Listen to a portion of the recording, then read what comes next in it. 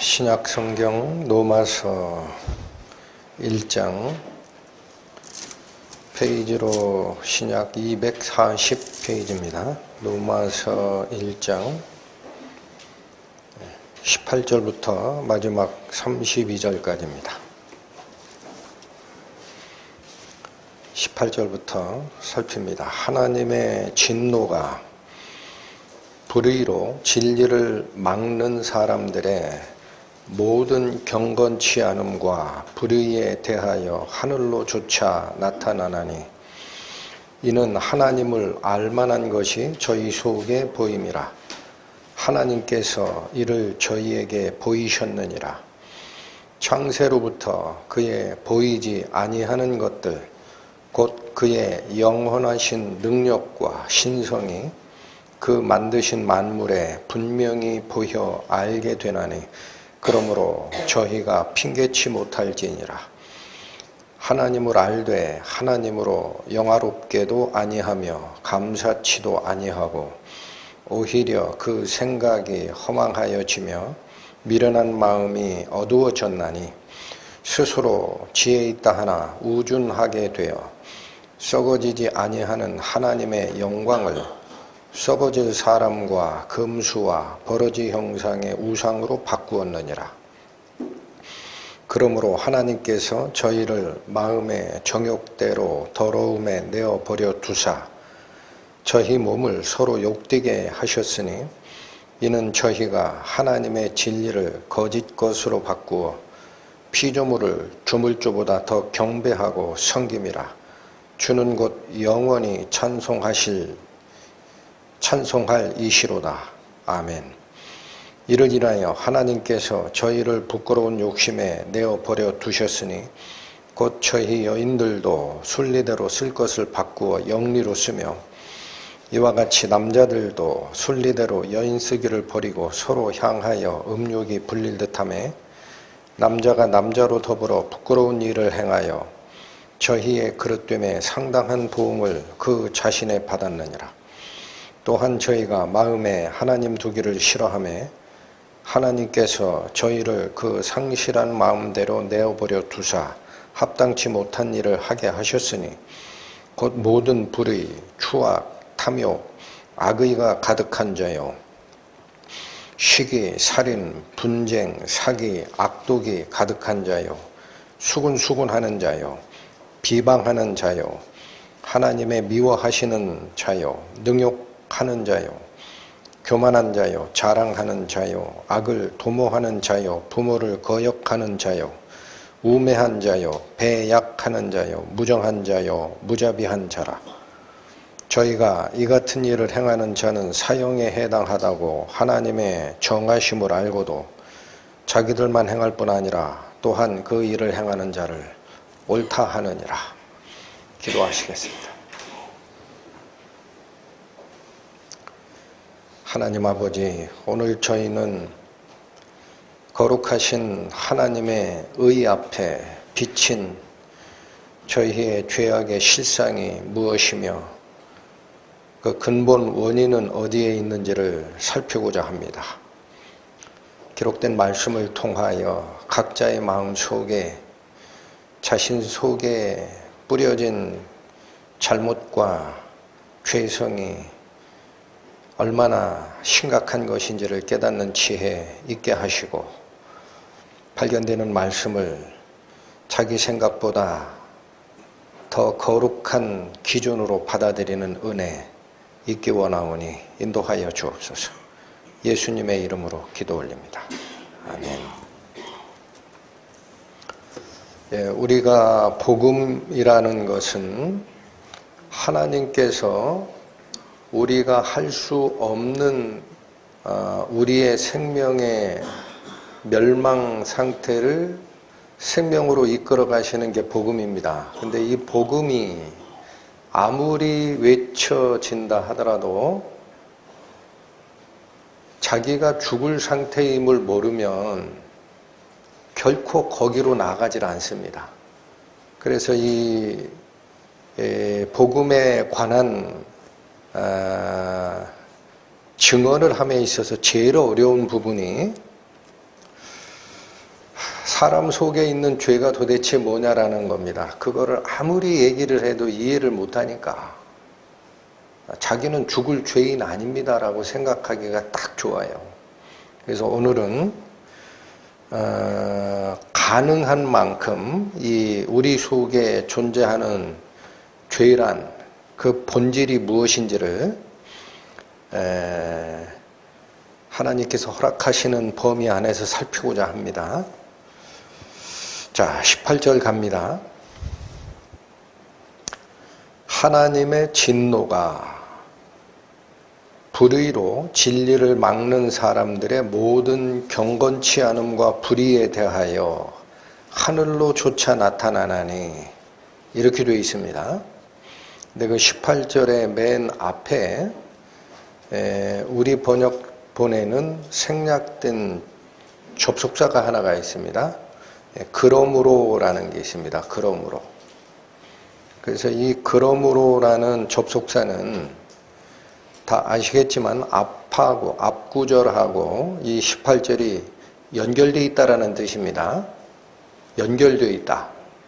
그래서 바로 앞구절인 17절을 가보니까 17절의 내용은 어떻게 됐었죠? 복음에는 하나님의 의가 나타나서 믿음으로 믿음에 이르게 한다라고 되어 있습니다. 그러면 18절의 그러므로가 17절과 연동되어 있다라는 말을 주의를 해서 이 문장을 본다면 17절은 하나님의 의가 나타나는 방식이에요. 하나님의 의가 나타나는 방식을 17절이 얘기를 하고 있습니다. 어디에 나타난다? 복음에 나타나 있다. 그러면 18절이 얘기하는 것은 뭐가 나타나는 방식이냐? 하나님의 진노가 나타나는 방식입니다. 둘 다 나타나는 겁니다. 우리가 이루어내는 게 아닙니다. 하나님 편에서 만들어 놓으신 것이 우리에게 드러나는 거예요.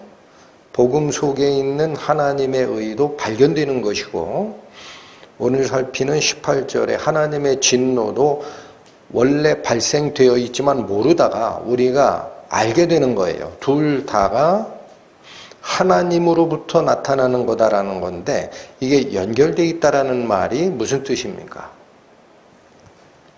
연결되어 있다라는 말은 하나님의 의와 하나님의 진노는 따로 떨어져 움직이지 않는다라는 거예요. 동전의 양면과 같다. 동전이 우리에게 획득이 되면 앞면만 오고 뒷면은 안 오는 그런 동전은 없습니다. 동전이 왔으면 앞면도 오고 뒷면도 온 거예요. 내가 어느 쪽을 보느냐의 문제이지. 그러니까 제일 중요한 얘기를 지금 하는 겁니다. 우리는 복음 얘기를 할 때 하나님께서 우리에게 베풀어 주신 길만 자꾸 생각을 해요. 그렇게 해서는 하나님의 의를 이해를 못하는 거예요. 결단코 뭐를 꼭 바라봐야 된다? 하나님의 진노가 어떤 것인지를 알아야 복음으로 가게 됩니다.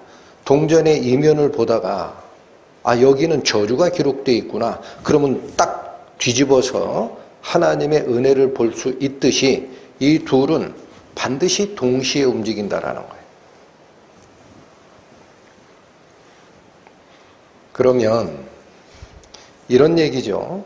하나님으로부터 나타나는 두 가지, 그러나 동시에 일어나는 양쪽 측면이 있는데, 복음을 잘 순종하면 하나님의 의를 발견하게 되는 것이고, 반대로 살피겠습니다만 진리를 막아서면 하나님의 진노를 직면하게 된다는 거예요.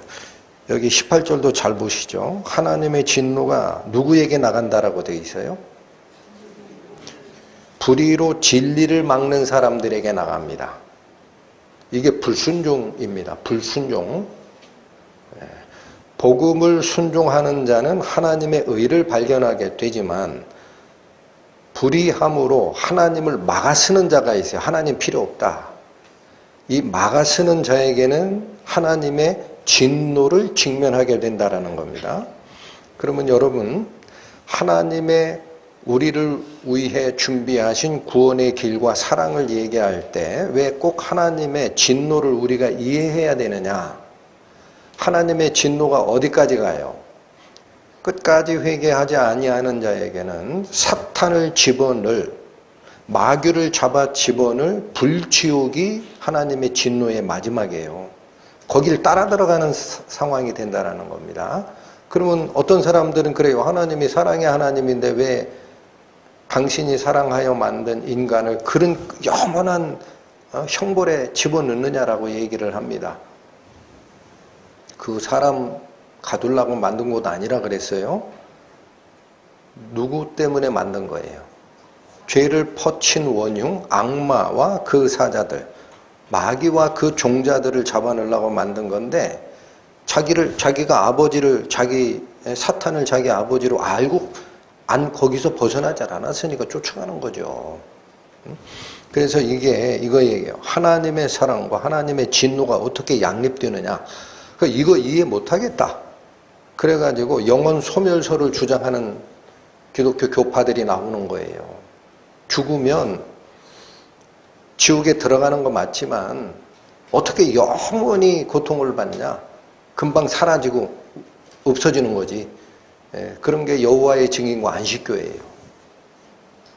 그래서 그런 교파들을 우리가 이단이라고 얘기를 하는 겁니다. 그러면 여기 제가 드리고 싶은 말이 그거예요. 하나님의 의와 하나님의 진노가 동전의 양면처럼 같이 움직인다라고 했는데 이게 무슨 말이냐라는 거예요. 여러분 이걸 이해하려면 우리 일상생활에서 음식을 먹는 걸 예를 들겠습니다. 젓가락 같은 것으로 음식을 입으로 가져가다가 흘렸어요.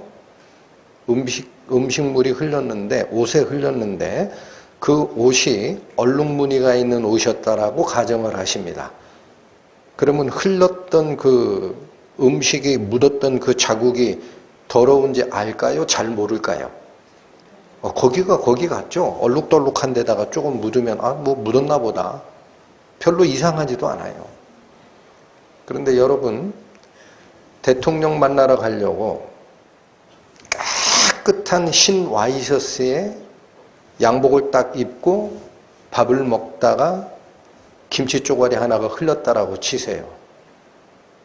괜찮아요? 도저히 안 될 것 같아요. 그 아주 깨끗한 흰 옷에 음식을 젓가락질 하다가 딱 떨어뜨렸다면은 그 오염시킨 원인인 그 음식의 색깔이 무슨 색인지, 어떤 모양이었는지, 크기는 어떤지, 이런 게 백일하에 탁 드러납니다. 맞죠? 그러면 하나님이 왜 진노하느냐면 하나님의 성품이 거룩하시고 죄가 없는 순백의 거룩하심을 가지신 분이기 때문에 그 앞에 죄를 가진 얼룩진 뭔가가 하나가 딱 거기에 비춰지면 하나님의 눈에는 그게 도저히 용서가 안 되는 거예요. 그래서 하나님의 진노는 한마디로 뭐냐? 사랑의 하나님이 어떻게 진노의 하나님하고 같이 병존이 가능하냐라고 얘기를 하시는데, 여러분 하나님의 진노는 하나님의 다른 성품이 아닙니다. 하나님의 의로우심이에요. 하나님이 너무나 깨끗하고 죄가 없으시고 거룩하시고 의로우시기 때문에 그 앞에 오염된 무언가가 나타났을 때 의로우신 하나님의 속성이 자동적으로 이끌어내는 반응이라는 겁니다. 하나님께서 진노하시지 아니하시면 하나님은 의로우신 분이 아닌 거예요. 그래서 이 둘은 어떻게 된다? 동시에 나온다. 하나님의 의를 발견하는 것과 하나님의 진노를 이해하는 것은 동전의 양면과 같다.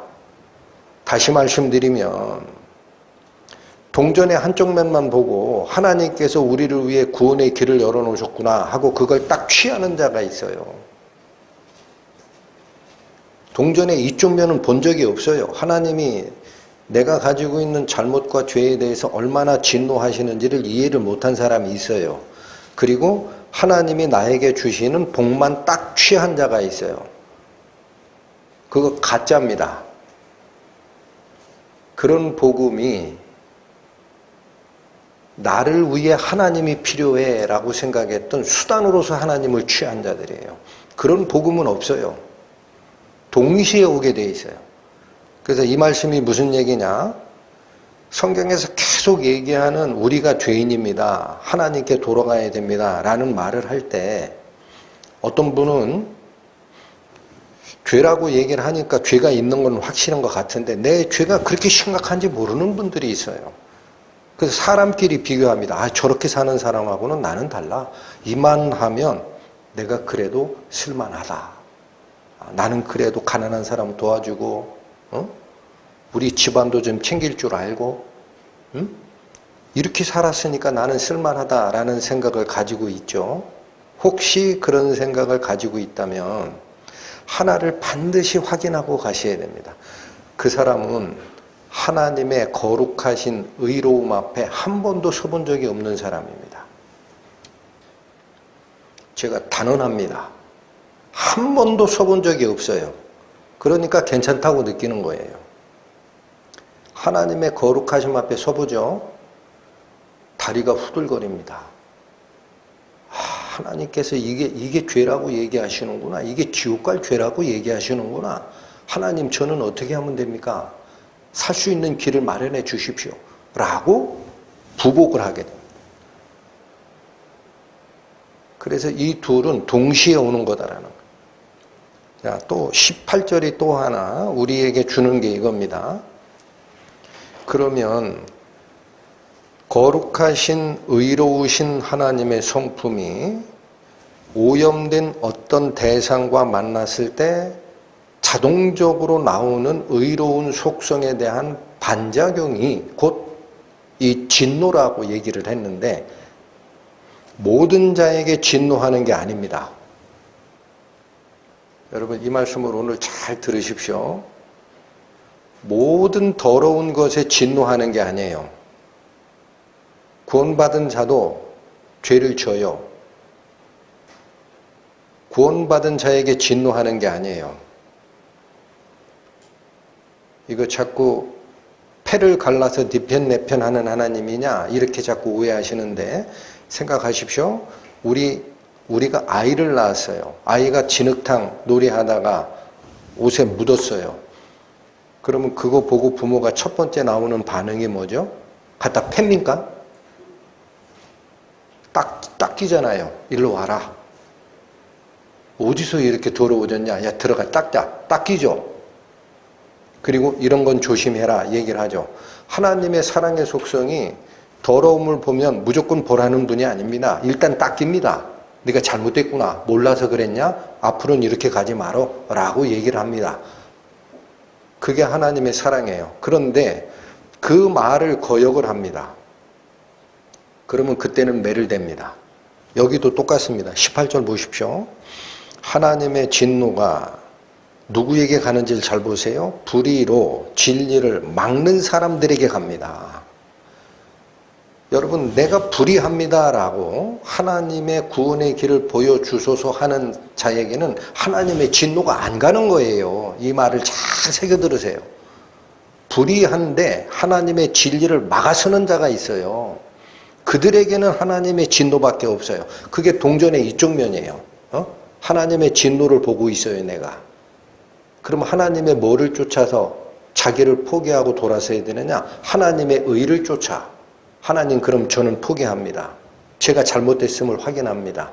하나님께서 인도하시는 길로 나를 다 맡깁니다. 그러면 하나님의 의로 돌아서는 거예요. 불의로 진리를 막는 사람들의 모든 경건치 않음과 불의 때문에 하나님의 진노가 하늘에서부터 내려온다는 겁니다. 그러면 여러분 여기도 다시요. 불의로 진리를 막는 사람이라고 표현했는데 불의라는 게 뭡니까? 의롭지 못함이죠. 그러면 의로운 게 뭐가 의로운 거죠? 뭐가 의로워요? 죄 안 짓는 게 의로워요? 죄 안 짓는 그 가장 이 밑에 단계, 행동이 죄를 안 지면 의롭다라고 생각하니까 이게 인류 최대의 착각이라 그랬어요, 제가. 죄를 안 짓는 걸 자꾸 연습하면 하나님 앞에 의로워지는 줄 알아요. 그게 아니라 그랬어요. 의라는 것은 뭐다? 올바름이다. righteousness, upright한 거다. 즉 하나님 앞에 피조물인 인간의 관계가 바르게 서 있다라는 뜻이에요. 하나님 앞에 바르게 서 있다.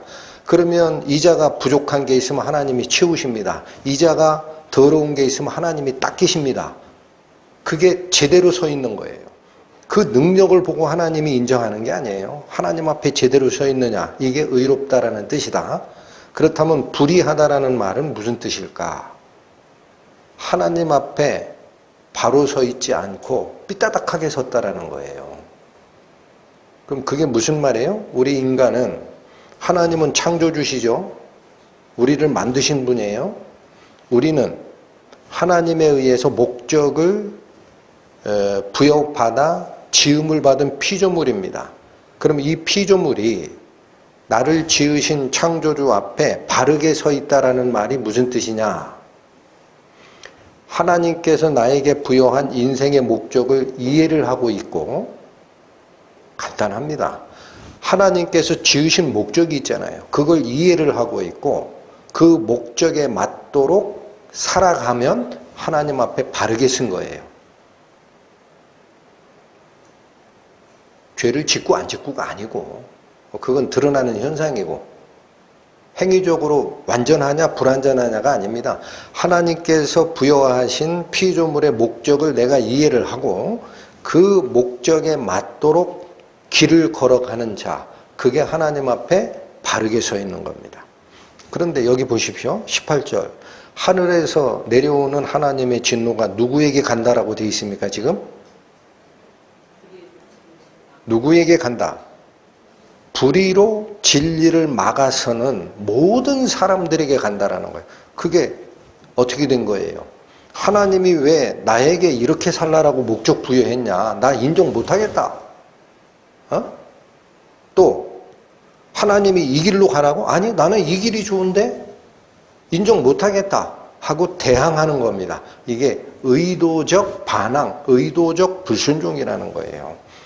그들에게 무엇이 간다? 하나님의 진노가 내려가는 겁니다. 그러니까 여러분 잘 보십시오. 우리의 능력이 아무리 부족하고 죄를 질 수밖에 없는 그런 존재라 하더라도 하나님이 원하시는 그 방향으로 내가 돌아서겠습니다. 하나님께서 내가 할 수 없는 이 부분을 채워주소서 하면 하나님의 진노가 아니고 뭐가 오는 거예요? 하나님의 의가 오는 겁니다. 하나님의 구원의 방식이 보이는 겁니다. 여러분, 그래서 있죠. 다시 제가 강조하고 싶은 게, 우리가 성경을 통해서 사람이 죄인이야 이런 얘기를 할 때 오해하는 게 있어요. 저 사람은 얼룩이 발끝에서부터 머리끝까지 얼룩이 수도 없이 튀었고 나는 여기에 옷 2방울에 얼룩 2개 있으니까 난 쟤보다 의로워, 이런 생각을 한단 말이에요. 사람은 비교하고. 그러면 어떻게 생각되는 거예요? 나는 이게 2방울만 닦으면 돼. 쟤는 목욕을 다 해야 되겠구나. 그러니까 쟤보단 내가 의롭지, 이런 생각을 해요. 본질은 이게 아니다라는 겁니다. 본질은 무엇이 본질이다? 하나님께서 부여하신 피조물의 삶의 목적을 인식을 하고 그 목적에 맞도록 살아갈 거냐 말 거냐, 순종할 거냐 불순종할 거냐, 이게 가장 핵심이다라는 거예요. 그런 의미에서 우리 사람을 죄인이라고 얘기하는 건 뭐냐면, 여러분 1800년대에 사셨던 분이에요. 존 헨리 뉴먼이라는 믿음의 선진이 있습니다. 이분이 한 말씀이 있어요.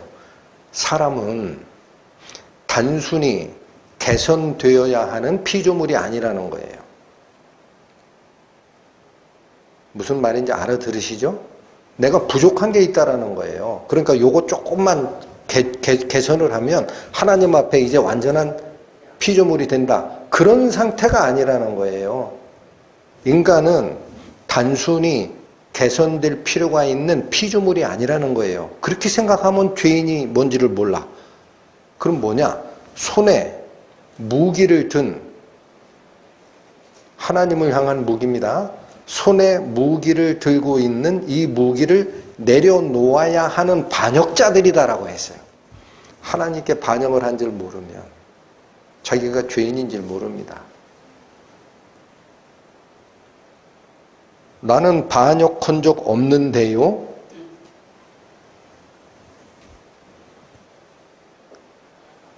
더 깊이 살피시면 삶 자체가 반역인 걸 알게 돼요. 삶 자체가 하나님을 반역하는구나. 그래서 여기 보십시오. 예를 들겠습니다. 자, 어떤 분은 이렇게 생각할 수도 있어요. 하나님이 부여하신 사람이 살아가는 인생의 목적과 거기에 맞게 행동해라 라는 그거를 내가 조금 어겼다고 그래서 사람이 자유의지를 가진 피조물이라고 하던데 요거 잠깐 어겼다고 그래서 하나님의 진노가 내려오는 게 맞느냐, 이거 잘 이해를 못하겠다 하는 분도 있어요. 자, 여기 보십시오. 요즘이 그 AI 시대라고 하죠. 인공지능, Artificial Intelligence. 인공지능의 시대입니다. 핸드폰만 해도 요즘에 AI 핸드폰 나오면은 번역이 그냥 돼요. 신기할 따름이에요. 그런데 정보 검색을 한다든지 언어적인 장벽이 있어서 번역을 시킨다든지 아니면 어떤 데이터들을 종합해가지고 이런 결과가 어떻게 되는지 복잡한 작업이 필요하다 할 때 이걸 쉽게 처리하려고 우리는 인공지능 컴퓨터를 만듭니다. 그 도움을 받습니다. 그러면 누가 만든 자고 누가 만들어진 존재예요? 사람이 만든 자죠. 만들어진 존재는 컴퓨터죠. 근데 이 컴퓨터가 똑똑해가지고 어느 날 자기 역할을 잊어버려요. 자기 위치를 망각을 해요. 그리고 막 사람이 나한테 다 물어보네. 이것도 몰라 사람들이? 왜 이래? 그리고 가만히 생각하니까 저렇게 부족한 사람을 위해서 내가 일할 필요 없다 하고 사람은 오히려 AI 컴퓨터가 하고 싶은 일을 방해하는 거침이 되는 불필요한 존재야 라고 인식을 하고 사람을 대항하는 쪽으로 돌아섰다라고 치시죠. AI 컴퓨터가. 이거 걱정하는 분이 있어요. 실제로 걱정하는 분이 있어요. 한 2040년 이전에 인간은 AI의 지배를 받는 상태가 될 거다. 그렇게 되면 그걸 만든 사람이 그냥 놔둬야 됩니까? 인류 파멸을 보고 놔둬야 됩니까? 그 컴퓨터 없애야 됩니까? 당연히 그렇게 생각하시잖아요. 그게 뭐예요? 그게 피조물이 부여된, 만든 자가 부여한 목적과 용도를 벗어나가지고 하나님 필요 없어 하고 대항하고 자기 길로 가겠다라는 것은 진노의 대상이 맞는 거죠. 똑같은 겁니다. 그게 하나님과 우리 사이에 조물주와 피조물의 위치의 관계예요. 이게 의의 관계예요. 의가 뭐다? 둘 간의 관계성의 개념이다. 그래서 여러분, 죄라는 게 뭐냐면 고장난 컴퓨터와 같은 겁니다. 죄가 뭐라고요? 고장난 컴퓨터와 같은 거예요. 그래서 이 죄라는 단어가 구약 성경이 기록된 히브리어에서는 하타트라고 읽힙니다. 신약 성경이 기록된 헬라어에서는 하마르티아라고 읽힙니다. 그런데 이 단어가 둘이 똑같아요. 의미가. 뭔지 아세요? 화살이 관역에서 빗나갔다라는 뜻입니다. 목표를 빗나갔다라는 뜻입니다. 원래 날아가야 하는 화살의 관역이 있어요. 근데 그걸 빗나가서 옆으로 날아가면 어떻게 돼요? 사람 죽이죠. 네? 이걸 뭐라고 해요? 영어로 고장났다. out of order예요. out of order. 질서에서 벗어났다. 여러분 옛날에 성경을 기록할 때는 사람을 죽일 수 있는 무기가 화살이니까 그렇게 얘기한 거예요. 지금으로 얘기하면 뭐예요? 목적된 용도에서 어긋난 것은 전부 문제가 생긴다라는 거예요. 선로를 달리게 돼 있는 기관차가 있습니다.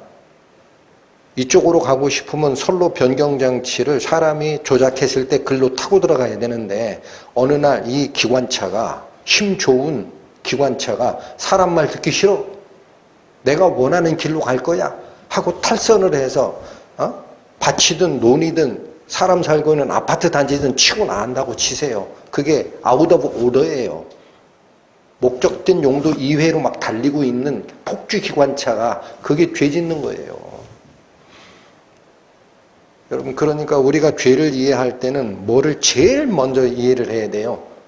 피조물, 나에게 하나님께서 부여한 인생의 목적과 방향이 어느 쪽이냐라는 것을 인지를 해야 됩니다. 그거 반대쪽이나 옆으로 새는 것은 전부 죄입니다. 그게 목표를 벗어난 화살과 같다라는 뜻이에요.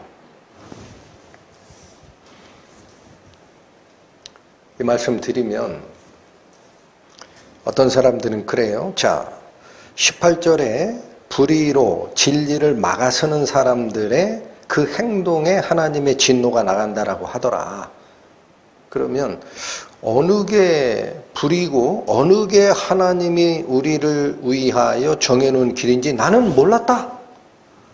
다시, 내가 살아가는 길, 이웃 사람에게 가난한 사람 도와주고 우리 가족 중에서도 불쌍한 사람 있으면 도와주고 이렇게 하는 것이 착한 일이고 이게 하나님이 원하는 길이고 그렇게 살면 되는 줄 알았지, 다른 거는 문제가 된지 나는 몰랐다 라고 항변할 수 있느냐라는 겁니다.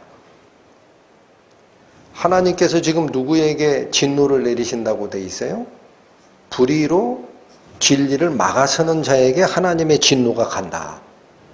그러면 하나님의 뜻을 내가 의지적으로 막아섰느냐라는 사실을 나는 몰랐다 이거예요. 항변권이. 그러면 재판장이 나를 재판할 수가 없지 않냐. 알려주고 나서 너 잘못하면 이렇게 돼 하셨어야 맞지. 이해가 되죠? 그 인간의 항변권은 어디까지냐라는 겁니다. 인간이 항변을 할 만한 빌미를 하나님이 제공했다면 하나님이 그자 보고 너 잘못했다 벌 받아 라고 할 수가 없어요. 재판을 할 수가 없어요. 법을 공포하고 나서야 재판이 가능한 겁니다. 이 법 지키지 않으면 너 벌 받는다 해야만 재판석에 섰을 때 재판장이 잘못에 대해서 징벌할 수 있는 정당성이 쓰거든요. 그래서 그 다음 얘기가 이겁니다. 19절 이는이라고 합니다. 이는. 여기도 재밌죠. 18절에 하나님의 진노가 불의로 진리를 막아서는 사람들의 잘못에 대해서 임한다라고 했어요. 그리고 나서 19절 이는이라고 하는 건 뭐냐면 그렇게 진노를 내리시는 것이 정당하다라는 뜻입니다. 이는 왜 이렇게 진노를 내리시는 것이 정당하냐? 하나님을 알만한 것이 저희 속에 보이기 때문이다라는 거예요. 여러분 여기 번역본에 저희 속에 보임이라 이 말에 보임이라라는 말이 의역된 겁니다. 원래 원문에는 있기 때문이라예요. 있기 때문이라. 존재하기 때문이라. 그러니까 무슨 말이죠? 이는 하나님을 알만한 것이 저희 속에 존재하고 있기 때문이다라는 거예요. 자, 여기 다시 보세요. 하나님께서 하나님의 뜻에 반대하고 불의로 진리를 막아서는 행동은 나의 진노를 유발할 것이다 라고 얘기를 하셨어요. 그러면 피조물의 입장에서는 뭘 알아야 하나님의 뜻과 같은지 틀린지, 그래서 나는 이 길을 가면은 하나님의 진노를 만나겠구나 라는 걸 알아야만 피할 수 있잖아요. 근데 그거 알려준 적이 있느냐라는 거예요. 언제 알려준 적이 있느냐. 하나님 안 보이시는데 여기 있다라는 거예요. 어디에 있다? 하나님, 사람 속, 저희 속에 하나님을 알만한 어떤 장치가 있다라는 거예요. 바꾸시라 그랬어요. 하나님을 알만한 것이 저희 속에 보임이라가 아니에요. 하나님을 알만한 것이 저희 속에 있기 때문이다. 뭐를 주었길래 우리가 하나님을 알 수 있다라고 하느냐.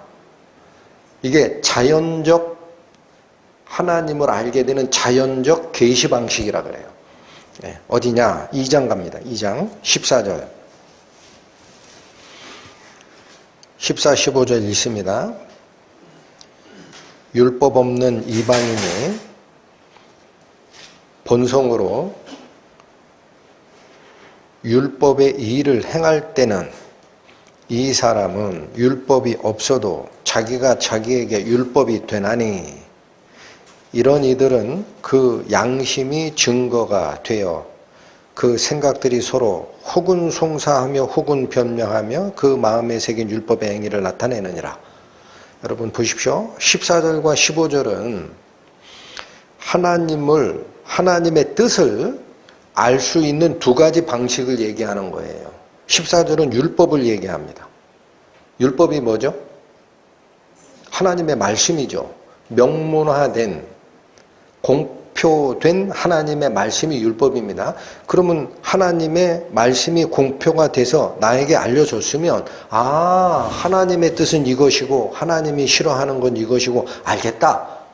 그러면 나는 하나님의 뜻에 안 맞는 이 길은 따라가지 않을 거야 라고 책임을 물을 수 있죠. 그런데 이방인들은 하나님의 율법을 본 적이 없어요. 있어요, 없어요? 우리 고려시대, 삼국시대 조상들 성경이 없었잖아요. 몰랐어요. 그러면 난 하나님 뜻 몰랐으니까 하나님 나에게 벌 주면 안 돼요 라고 할 수 있느냐? 아니다라는 거예요. 율법이 없어도 명문화된 하나님의 규정을 본 적이 없어도 무엇이 증거가 된다? 15절 양심. 양심이 증언하는 게 있다. 여기 증거가 되어라는 말은 우리 개역성경에는 증거 이렇게 주로 번역을 하는데 원래 의미는요 증언이에요. 증언. 양심이 증언한다라는 거예요. 양심이 증언을 한다 이게요. 이 양심이 어디에 있어요? 내 속에 있죠. 하나님을 알만한 것이 그 속에 있기 때문이다 그랬어요 아까. 하나님을 알만한 기능이 우리 속에 있는 거예요 하나가. 그게 뭐예요? 양심이에요. 양심상 엄마 뱃속에 태어나서 처음에 뭘 잘못할 때 가슴이 두근두근 합니다. 남의 물건 길에 떨어진 거 보면 내 거 아니라는 거 알아요. 그러면 그래도 아무도 없나? 저거 내가 좀 갖자 하고 손을 딱 뻗치는 거는 나의 의지입니다. 근데 이 의지가 발동해서 잘못된 일을 할 때 내 속에 있는 심장이 두근거려요. 두근. 이건 뭐예요? 잡지 말란 소리예요. 이게 증언하는 거예요. 그러면 이 양심은 내 거예요? 아니에요? 머리에선 잡으라고 결정 내렸는데 양심은 아니다라고 하죠. 이 양심이 누구 거냐? 여러분, 양심의 소리가, 양심이라는 그 기능은 내 속에 있지만, 내 마음 속에 있지만 이 양심은 내 게 아닙니다. 내 거면 같이 움직여야죠. 내가 손으로 잡자 그러면 그래 그렇게 하자야지. 그럼 이 양심은 어떤 거냐면 분명히 내 속에 존재하는데 하나님이 심어준 거예요. 그래서 여러분 양심이라는 말이 헬라어로 순 에이데시스라고 읽힙니다. 순 에이데시스. 왜 이 말씀을 드리느냐? 앞에 순이라는 게 있어요. 순. 쉼 이렇게도 읽힙니다. 이게 함께라는 뜻이에요. 함께. 앞에 순이 함께. 에이데시스가 뭐냐? 보다 알다예요. 보다 알다라는 헬라어예요. 에이데시스. 그러니까 뭐예요? 함께 아는 것이 양심이에요. 여러분 영어의 양심이 컨션스인가 되죠? 앞에 그 컨이 같이라는 뜻이에요. 같이, 함께. 뒤에 션스 이게 인지하다라는 뜻이고 함께 임재. 영어는 순 에이데시스라는 헬라어를 번역한 거라고. 그냥 함께 인지하는 게 있다라는 거야. 그러면 이 속에 있는 양심이 이거 잘못된 거야 라고 쿵쾅쿵쾅 하는 것은 나도 알고 있고 누구랑 같이 한다라는 거죠, 이게? 이 사람이 모를 텐데, 아무도 못 보고 있는데, 하나님이 같이 알고 계세요. 하나님이 같이 보고 계신 거야, 양심을 통해.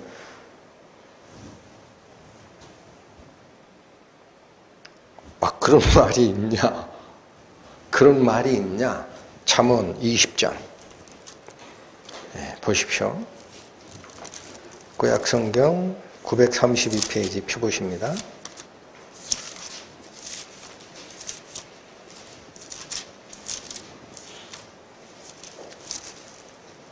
잠언 20장 27절 보십시오. 사람의 영혼은 여호와의 등불이라. 여기 우리 성경에 사람의 영혼은이라고 한 번역한 이 영혼이 있죠. 이거는 영혼이 아닙니다. 영이라고 번역해야 더 합당한 단어입니다. 영이라고. 여러분 좀 어려운 얘기지만 히브리어로 혼은 네페쉬라고 읽혀요. 네페쉬. 영은 루아흐라고 읽히는데 여기 사용된 단어는 네샤마라는 단어인데 생기 영입니다. 영으로 번역되는 단어예요. 그래서 다른 번역본은 사람의 영은이라고 번역해 놨어요.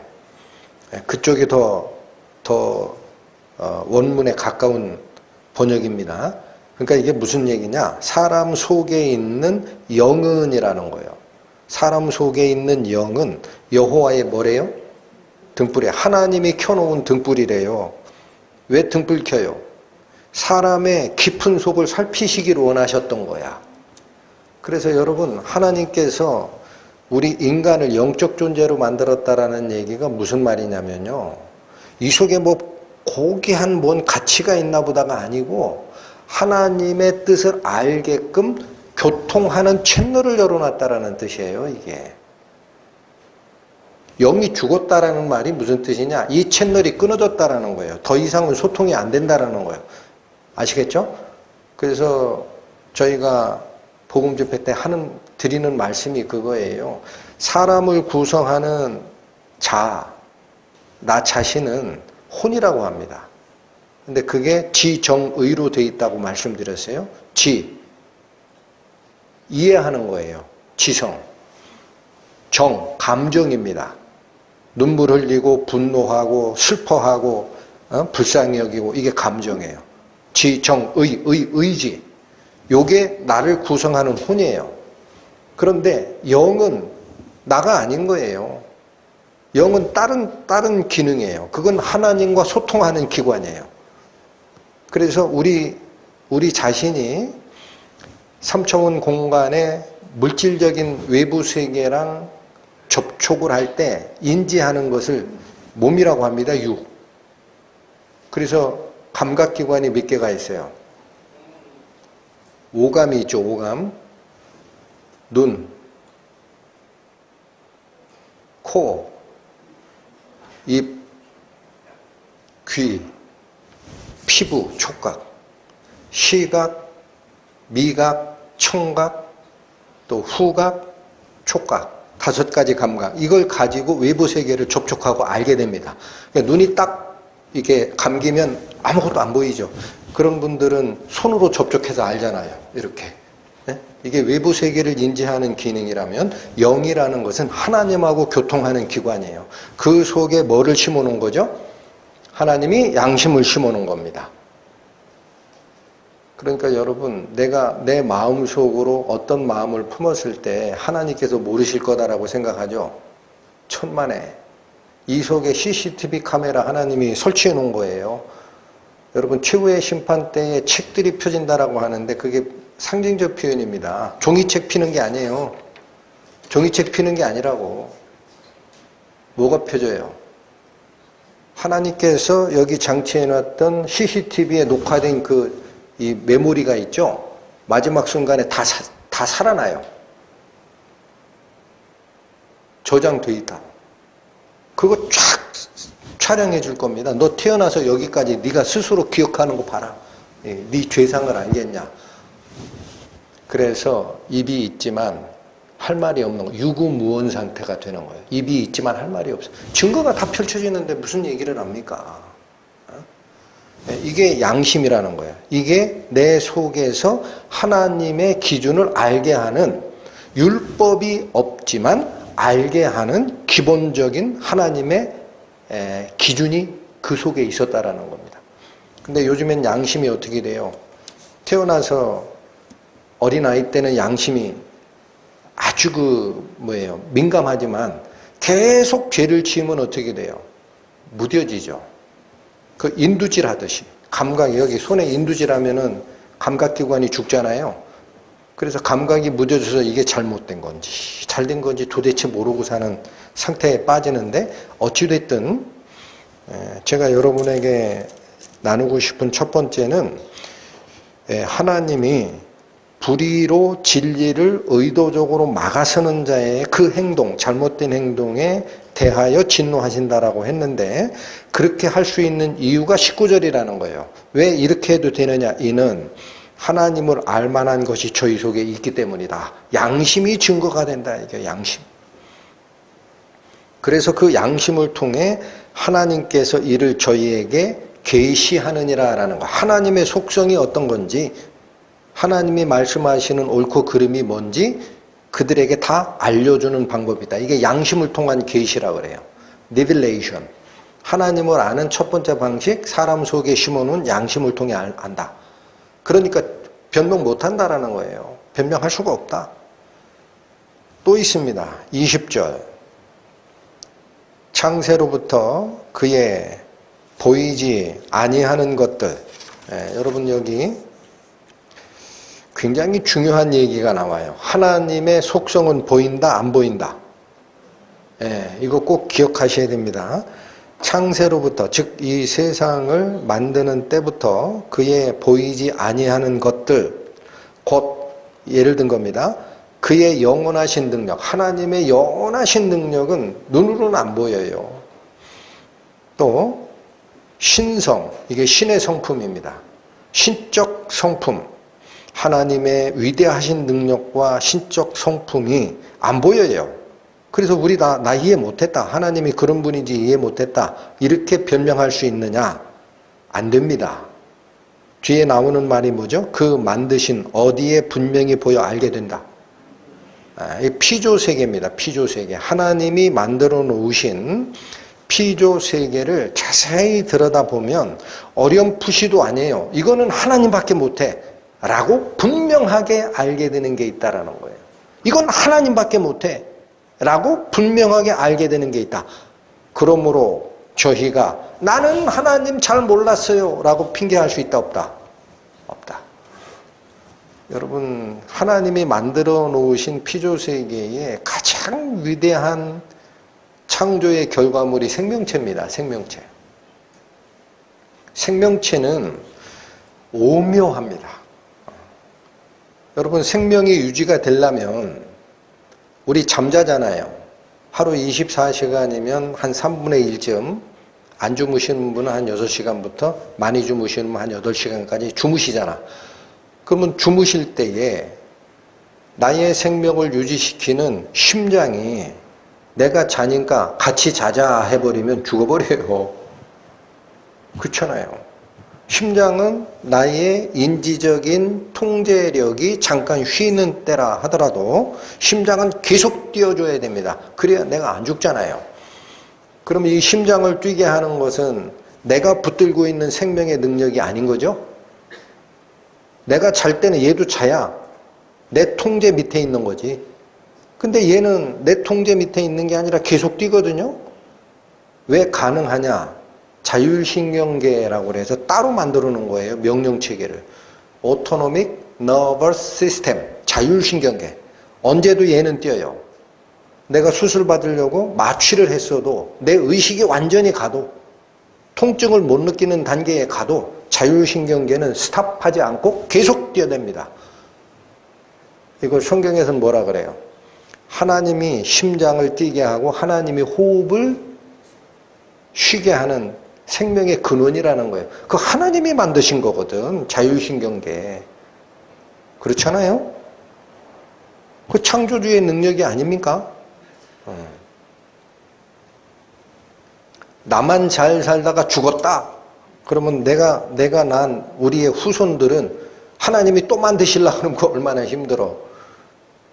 그 하나님께서 이 생명의 유지 법칙을 기가 막힌 방법으로 대대로 이어가게 만들었어요. 그게 뭐예요?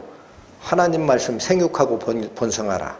그래서 DNA라는 유전자 정보에 나와 똑같은 이 희한한 기능을 나의 후손들도 그대로 받아내게끔 전달합니다. 몇 대가 지나가도 그대로 전달이 돼요. 이게 유전자 복제 능력입니다. 얼마나 이 복잡한지 유전자, 인간의 몸에 있는 유전자가 가지고 있는 정보의 양을 책으로 인쇄를 한다고 치면 얼마나 될 것 같은가 하고 계산을 해보니까 이 책을 쭉 쌓죠. 이 건물에 다 꽉 차게 쌓으면 책이 어마어마하게 많은 거죠. 이 건물 100개면 그거 참 상상하기 힘들다. 그런데 미국의 그랜드 캐년이 있어요. 그 길이가 한 440km입니다. 서울 부산 간 거리입니다. 폭이 한 15km 정도 돼요. 깊이도 한 1600m, 제일 깊은 데가. 그 스페이스에 인쇄된 책으로 된 이 사람의 DNA 그 용량을 책으로 인쇄한 거를 거기다 쌓는다 그러면은 그 그랜드 캐년 전체를 25번을 채우고도 남아요. 사람 하나가 가지고 있는 DNA 정보량이. 에? 여러분 그런 정보를 이 속에다 어떻게 집어넣고 있어요? 하나님이 하셨어요. 아무것도 아닌 것 같죠?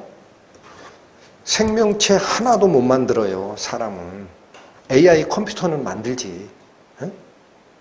그러니까 이게 다 뭐예요? 하나님의 피조세계에 들어가 있는 능력과 하나님의 성품입니다. 하나님이 얼마나 미적 감각이 좋으신 줄 아세요? 얼마 전에 저희 집에 꽃 화분 하나가 배달이 됐는데 얼마나 그 꽃이 예쁜지. 저희 1층이라 밖에 나가면 지금 가을이지만 국화에 있어요. 봄에 피는 꽃들은 금방 시든데 국화는요, 그 많은 눈 맞았죠? 11월 최대 폭설량이라고. 쌩쌩해요. 노란 국화가 있어. 그대로 피어내잖아. 노란 국화는 씨 심으면 다음에 노란 국화가 나와. 흰 국화는 씨 심으면 다음에 흰 국화가 나와. 그 오묘한 것은 하나님의 능력의 표현으로 봅니다. 이런 게 하나님의 성품이에요. 우주 전체를 운행하는 거는 뭐 복잡해서 얘기할 수도 없어. 지구를 태양 주위에서 도망가지 않게 붙들어 놓지를 않나. 또 지구가 가지고 있는 달이 지구를 도망가지 않도록 붙들어 놓지를 않나. 붙들어 놨어요? 안 붙들어 놨어요? 붙들어 놨어요? 안 붙들어 놨어요? 붙들어 놨어요. 없는데 중력으로. 중력의 끈으로 붙들어 놨어요. 안 도망가요. 이걸 다 누가 만드신 거예요? 여러분, 그 능력의 말씀으로 만물을 붙드시며, 이게 중력입니다.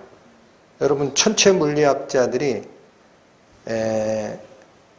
물질의 핵 속에 있는 전자기력, 또 핵력, 양력 이런 걸 설명을 해내요.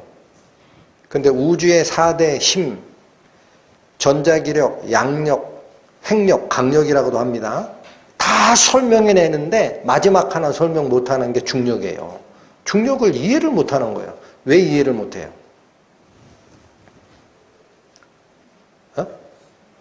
여기 보세요. 태양이 있어요. 지구가 도망가지 않게 이렇게 잡고 있죠. 지구는 새끼달 하나, 자기 새끼별, 달이 도망가지 않게 잡고 있죠. 그러면 달을 누가 땡길 수도 있어요? 태양이. 누가 더 힘이 셀까? 태양이. 근데 얘는 왜 일로 안 딸려가고 지구 둘레만 돌고 있는 거야? 서로 힘이 간섭을 안 해. 간섭이 무슨 말인지 알죠? 태양이 가지고 있는 9개의 행성들이 태양을 돌고 있습니다. 근데 이 태양은 우주의 중심을 딱 콤파스의 원점으로 찍듯이 찍어놓고 얘는 이렇게 돌아요. 그럼 우주에서 당기는 힘이 있다는 거 아니에요, 태양계를. 근데 이 별이 쏠려가요, 안 쏠려가요? 어떻게 설명할 거예요? 천체 물리학자들 중에 중력의 법칙을 설명해내면 있죠, 노벨상감이에요. 아무도 못해내요. 그거 누가 하신다? 하나님께서. 이런 게 다 뭡니까? 자연 법칙 속에 보이는, 원래는 안 보이셨던 하나님의 능력, 원래는 잘 눈에 보이지 않았던 하나님의 신의 성품이 만드신 피조세계 속에 다 들어가서 우리는 그거를 볼 때, 야, 이건 사람이 한 게 아니다. 내가 살아있는 것도 내 능력이 아니다. 하나님께서 호흡을 계속적으로 부여하신 결과다. 알게 된다라는 거예요. 이렇게 하나님을 아는 것을 두 번째 방식, 일반 계시 또는 자연 계시라고 합니다. 양심에 의한 계시. 일반 법칙, 자연계에 있는 법칙을 통한 하나님의 나타나심, 자연 계시, 일반 계시 다 드러냈다라는 거예요. 그런 게 어떻게 핑계할 수 있겠냐? 사도 바울 경우도 처음에 1차 전도여행 때일 겁니다. 그 아시아 지역, 터키 지역을 전도를 하다가 사도 바울이 기적을 행하는 걸 보고 제우스 신이 내려왔다 하고 제사 지내려고 했던 때가 있어요, 그 지역 사람들이. 그래서 그거 맞고 나서, 여러분, 내가 여러분에게 전하는 복음의 핵심이 뭔지 아십니까? 세상을 다 만드시고 우리를 살게 하시고 하는 하나님이 따로 계시다는 겁니다. 이런 피조물을 섬기지 말고. 그래서 그걸 증거로 삼았다라고 그래요. 한번 봅니까? 사도행전 14장.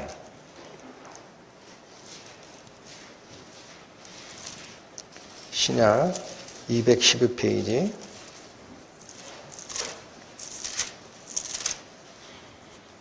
사도행전 14장 16, 17절 보십니다.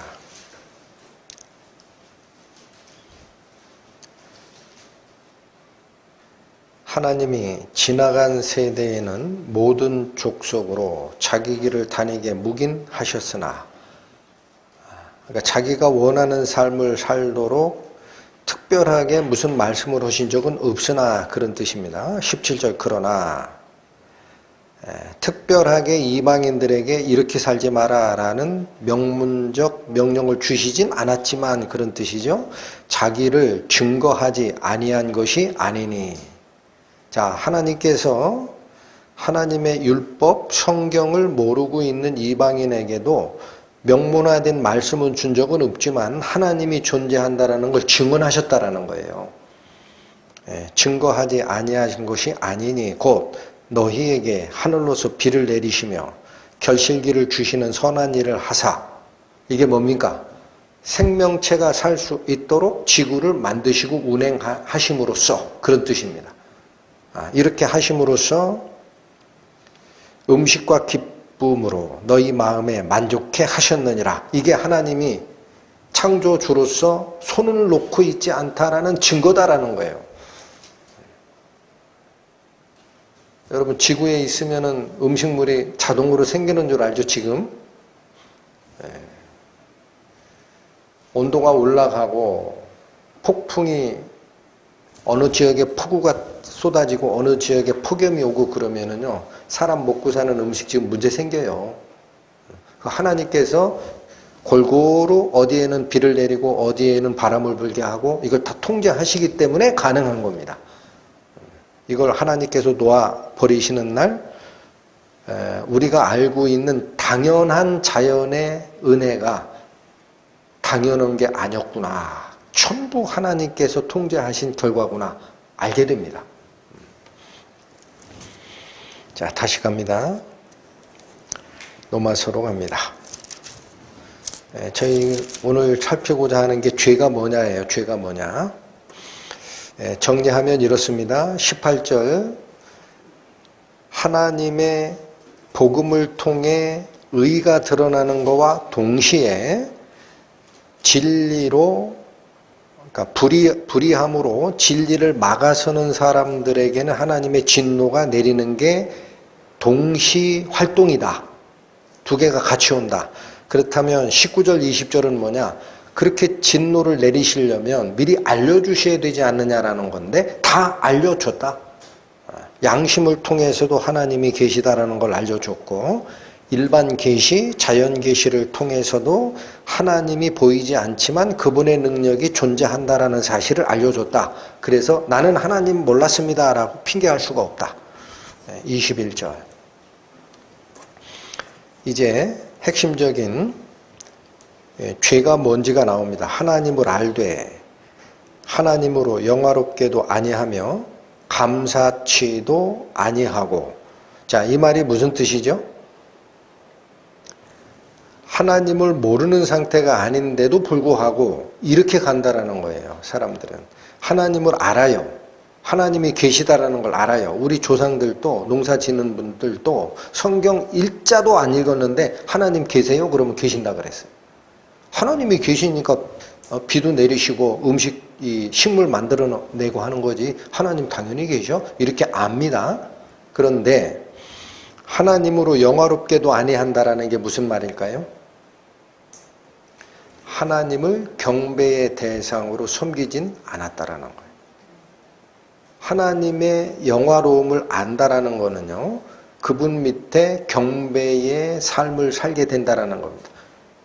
그러니까 하나님을 알긴 알아. 그런데 하나님을 경배할 대상으로 섬기지도 않고 또 감사치도 아니한다라고 합니다. 이게 무슨 말이에요?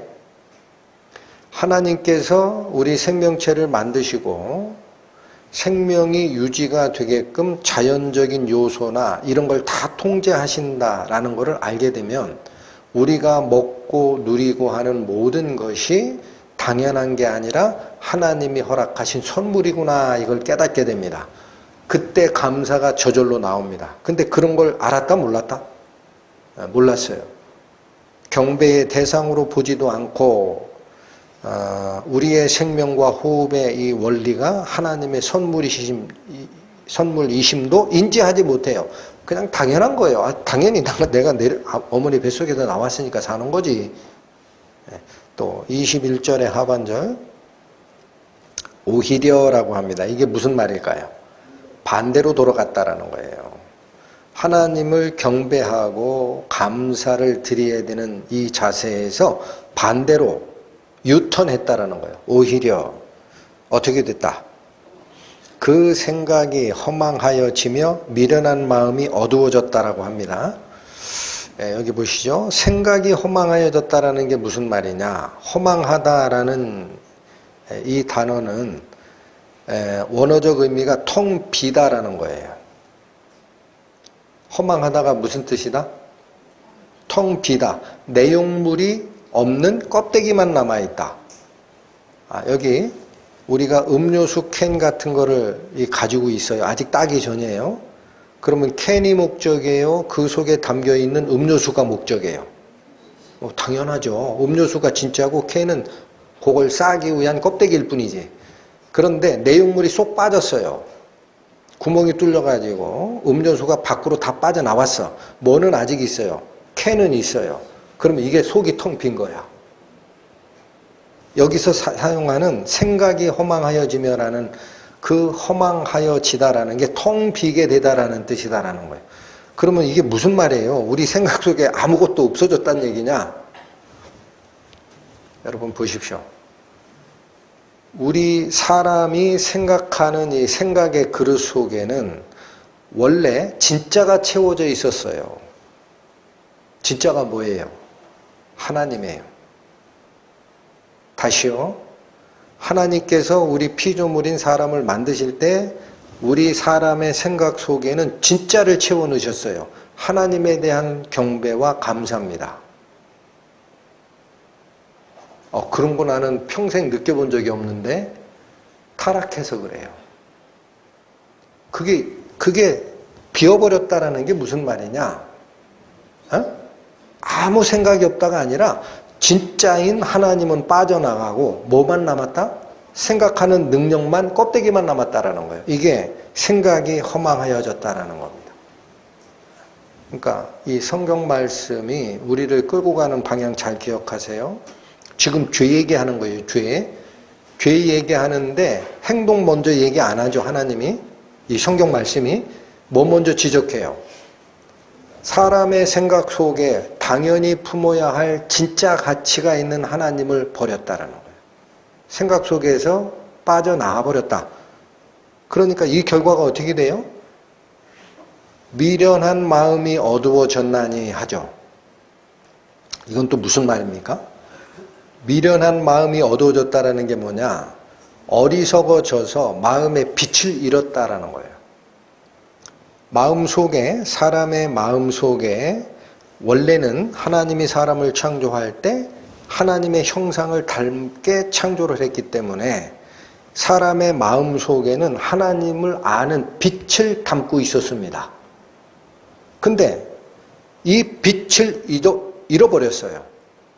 응? 머릿속에서 알맹이가 빠져나가고 귀한 하나님이라는 존재, 하나님에 대한 감사 이런 게 싹 빠져나가고 그냥 생각하는 능력 하나만 달랑 남아있는 껍데기 깡통이듯이 그런 얘기입니다.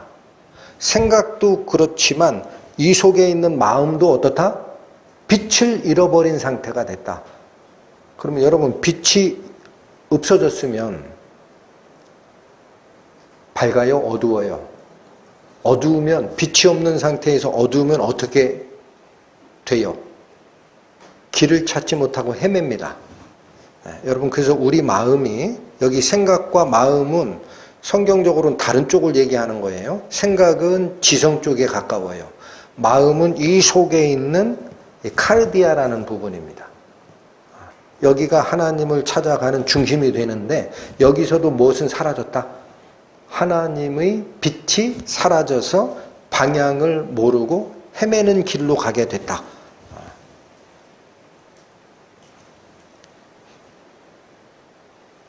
그 결과가 어떻게 될까요? 여러분 자 밑으로 내려가기 전에 21절이 우리 사람에게 주는 교훈은 딱 하나입니다. 하나님께서 우리를 만드셨을 때와 달라진 게 있다라는 거예요.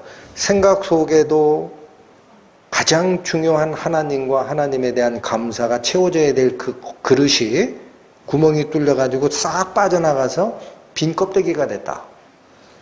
하나님을 찾아야 되는 이 중심, 마음의 저 중심도 하나님의 생명의 빛을 담고 있었던 그릇인데 빛이 사라지면서 어둠의 세계가 왔다. 한마디로 뭐를 다 잃어버렸다.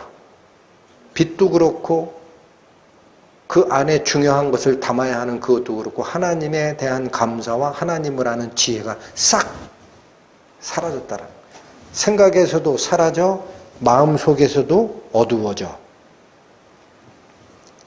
그런데 지금 물어보십시오. 하나님 안 믿는 사람 붙들고 물어보세요. 박사학위 따고 전문직 자격사 따고 한 사람들한테 물어보세요. 그 사람들 엄청 똑똑해요. 나보고 무식하다고 그래? 너 어디까지 배웠냐? 이렇게 나올 거라고. 그렇죠? 그러니까 무슨 말이냐면 21절은 본질적으로 하나님을 잃어버린 상태가 됐다라는 선언인데 22절 스스로는 어떻게 생각합니까? 나 지혜 있다니까. 네, 여기 보십시오. 교회 다니는 사람이 바보 멍충이로 알아요. 들떨어진 애들이라고 생각을 해. 그리고 뭐라 그래요? 야, 사람이 지혜가 없어졌다고? 그러면 AI 컴퓨터 만들어내냐? 어? 너 성경 읽어가지고 AI 컴퓨터 만들 수 있어? 사람이 왜 지혜가 없어? 하나님에게 기댔을 그 부족함을 이제는 사람 스스로 해결하고 있어. 물질 문명이 찬란하게 펼쳐지고 있다. 이 시대가. 하나님 필요 없는 시대가 됐다. 그게 인간의 지혜야. 무슨 하나님 얘기를 해. 이렇게 나온단 말이에요. 이해하시죠? 그래서 22절 뭐라고 얘기한다? 스스로 지혜 있다. 우리가 지혜를 가졌다. 하나님이 보시기에 어떻게 됐다? 여기 우준하게 되어라는 건 어리석게 되어라는 뜻입니다. 어리석어졌다. 자, 여기도 마찬가지입니다. 사람이 생각 속에, 마음 저 깊은 속에 하나님을 담고 하나님의 빛을 가진 존재였는데 이 빛이 잃어버린 바 되고 생각 속에 있는 귀한 것들은 빠져나가서 겉껍데기만 남아있으면 사람이 겉으로 보기에 생각하는 능력, 그런 걸 다루는 지혜는 안 사라졌어요. AI 컴퓨터 만드는 시대가 됐다니까요. 근데 왜 여기서 성경에서 어리석어졌다라고 할까? 여기 우준하게 되어가 어리석어져서라는 뜻입니다. 이게 뭘까? 사람의 IQ가 떨어졌다라는 얘기가 아닙니다. 사람의 IQ가 떨어졌다라는 뜻이 아니에요. 하나님의 입장에서는 하나님을 아는 것이 곧 지혜고 명철이에요. 근데 그걸 잃어버린 상태를 뭐라고 한다? 어리석어졌다라고 합니다. 하나님을 인지를 할 수가 없어요. 여기 다시요. 혼이라는 주체 말씀드렸어요. 나, 인간을 구성하는 가치체계에 지정의, 지, 생각하고, 정, 느끼고, 의, 결정하고 하는 이 지정의가 3차원 물질 공간에 다른 것을 인지하기 위해서 몸을 줬다 그랬어요. 그래서 오감을 줍니다. 시각, 후각, 청각, 미각, 촉각, 이걸로 다 외부 세계와 접촉을 하고 이해를 하고 받아들여요. 그런데 하나님을 아는 것은 어디다 그랬어요? 촉각으로 알아요? 몰라요. 사람이 생각해서 알아요? 몰라요. 뭘 통해 알아요? 영의 작용을 통해 알아요. 소통할 때.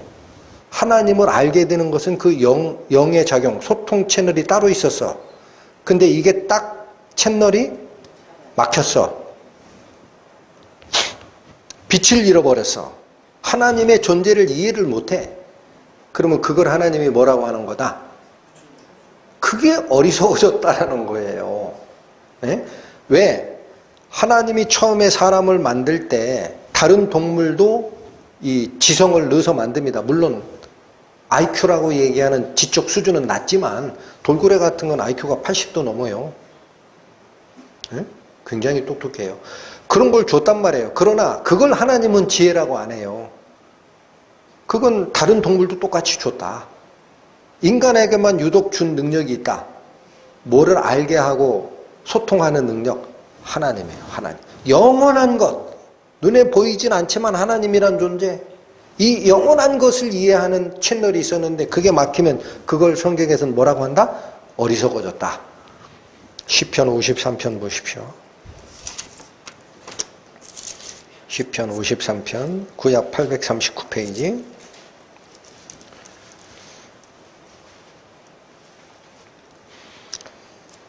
1절부터 봅니다.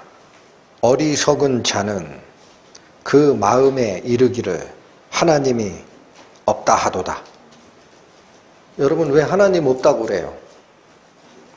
채널이 막혔는데 이해를 못하는 거죠. 빛도 안 오고 머릿속에 생각도 없어요. 하나님이라는 존재에 대해서. 이게 어리석어진 거예요.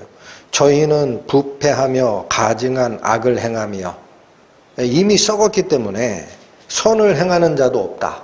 하나님을 이해할 수도 없고 행동도 올바르게 나갈 수가 없다. 2절 하나님이 하늘에서 인생을 굽어 살피사 지각이 있는 자와 하나님을 찾는 자가 있나 보려 하신즉. 여기서 지각이 뭐예요? 여러분 하나님을 찾는 데 필요한 지각이 뭐예요? 오감이에요? 시각, 후각, 미각, 청각, 촉각으로는 하나님 못 찾아요. 여기서 얘기하는 지각은 하나님을 찾는 지각이에요. 뒤에 나오잖아. 지각이 있는 자와 하나님을 찾는 자가 있는가? 뭘 가지고 찾을 수 있었다? 영적 소통의 능력으로 찾을 수 있었다. 그런데 아무도 없더란 얘기예요. 3절 각기 물러가 함께 뭐가 됐어요? 더럽혀진 상태예요. 그 영적 작용이 스탑됐어요.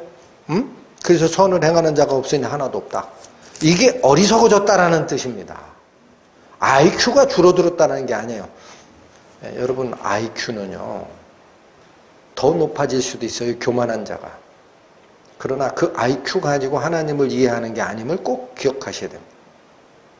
오늘 본문으로 돌아오십니다. 로마서 1장 22절 스스로 지혜 있다 하나 어리석어져서 이게 타락한 결과입니다. 그 뒤에 23절, 24절, 25, 26, 27절은 내용이 많죠. 근데 이걸 줄이면 이거예요. 생각 속이 텅 비고 저 깊은 마음 속에 하나님의 빛을 간직하고 있다가 그 빛을 잃어버린 상태가 돼서 스스로는 아직 내가 지혜로워 라고 하지만 하나님을 찾고 이해하는 지각이 완전히 절단된 하나님 편에서 어리석은 자가 된 그 결과가 사람이 세 가지 반응을 보인다는 거예요. 사람이 세 가지 반응을 보인다. 무슨 말이냐? 1장 지금 중간 이후에 죄를 얘기할 때 사람이 세 개를 바꿔치기 합니다. 바꾸다가 세 번 나와요. 23절 보세요. 썩어지지 아니하는 하나님의 영광을 뭘로 바꾸나 보세요? 썩어질 사람과 금수와 버러지 형상의 우상으로 바꿉니다. 여러분, 하나님을 이해하지 못해 하나님이 주신 빛을 잃어버린 자는 바꿔버려요. 어두우니까. 이게 그건지 저건지 몰라. 첫 번째 바꾼 게 뭐냐? 하나님의 영광을 피조물의 형상으로 바꿔버려요. 25절 갑니다. 이는 저희가 하나님의 진리를 거짓 것으로 바꾸어. 두 번째 바꾸는 게 있어요. 뭘로 바꿔요? 하나님의 진리를 거짓 것으로 바꿔요. 이게 좀 어려워요. 일단 기억해 두세요. 하나님의 영광을 피조물의 영광으로 바꿔버리고 하나님의 진리를 거짓 것으로 교체해버려요. 그게 맞는 줄 알고. 세 번째 또 바꿉니다. 26절. 이를 인하여 하나님께서 저희를 부끄러운 욕심에 내버려 두셨으니 곧 저희 여인들도 순리대로 쓸 것을 바꾸어 뭐로 씁니까? 여기 사람이 하나님을 잃어버리고 죄를 짓는 상태, 타락한 상태에 갔을 때 인간이 바꾸는 게 세 가지가 있더라. 첫 번째 뭐를 바꾼다? 하나님의 영광을 피조물의 영광으로 바꿨다. 거기 자세하게 뭐라고 표현되어 있어요? 23절 보면 썩어지지 아니하는 영광이었어요. 즉 일시적으로 사라질 게 아니에요. 영원하신 하나님의 영광이 있어서. 근데 그걸 뭐로 바꿨다? 썩어질 영광으로 바꿨어요. 물질 세계는 사라지죠. 썩고 부패하고 소멸하죠. 그러니까 무슨 얘기입니까? 하나님을 아는 생각도 껍데기만 생각하는 능력만 있고 그 내용물이 쏟아져서 빈 껍데기가 되고 가슴 속에 있는 하나님을 아는 빛도 사라진 상태에서 하나님을 이해를 못하는 거예요. 하나님이 안 보여요. 그러니까 어떻게 해요? 하나님의 거룩하신 영원한 영광을 눈에 안 보이니까 하나님 이런 분이겠지 하고 물질 세계에서 그럴듯한 걸 딱 잡아서 이거 하나님일 거야. 눈에 보이는 걸 쫓아가는 겁니다. 첫 번째 바꾸는 게 눈에 보이는 걸 쫓아가게 돼 있어요. 두 번째 바꾼 게 뭐예요? 하나님의 진리를 뭐로 바꿨다? 거짓 것으로 바꿨다. 하나님의 말씀이 진리입니다. 하나님의 말씀이 맞아 라고 생각해야 당연했던 인간인데 하나님의 말씀이 틀려 하고 거짓말하는 자가 맞아 하고 바꿔치기 했다라는 거예요. 사도 바울이 얘기하는 이 타락상이 어떤 상황을 설명하는지 생각해 보셨습니까? 선악과 사건입니다. 선악과 사건. 하나님은 눈에 안 보이시고 영원하신 분이신데 여자가 타락을 할 때 처음에 한 행동이 있어요. 여자가 나무를 보니 왜 나무를 봅니까? 하나님을 봐야지. 뱀이 꿰을 때 첫 번째 하는 게 뭐예요? 여자가 나무를 보니 눈에 보이는 걸 쫓아요. 그리고 판단이 나와요. 뭐라고? 먹음직도 하고 보암직도 하고 지혜롭게 할 만큼 탐스럽기도 한 나무이구나. 아, 이 나무가 하나님이구나.